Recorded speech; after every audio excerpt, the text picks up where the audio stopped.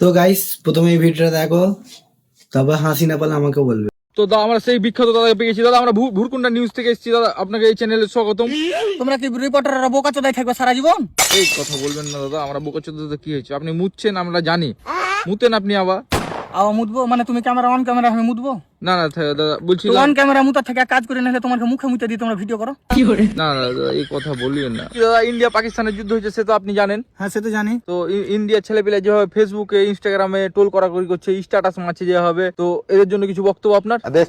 দেখো এদের জন্য বক্তব্য বলতে প্রথমে তো তোমার মাইক ম্যানকে এখান থেকে হটিয়ে এলো, নাহলে আমি ওকে মেরে দেবো। বলেন।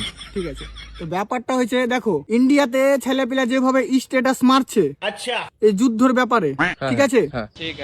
তো যতটা বুঝতে পারনু আমি, ওরা কি যদি 8 ঘন্টা লেগে ছেড়ে দিই পাকিস্তানের উপরে, তো ওরাই পাকিস্তানকে কবরস্থান বানিয়ে দিয়ে চলে আসবে। বুঝতে পারলে? এটা কি মাইনে নিতে হবে?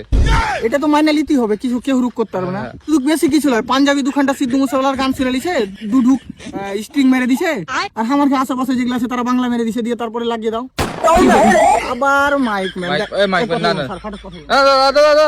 কথা বলো, দেখ তোকে আমি পরিষ্কার বলে দিচ্ছি, তুই আর আশেপাশে দেখিস না, পাকিস্তানকে মারার আগে তোরা কি মেরে দিয়ে চলে যাবো, ঠিক আছে? দাদা এরকম এরকম করলে দাদা আসেন। দাদা ওই লাবড়া, ওই গুড মর্নিং ভাই।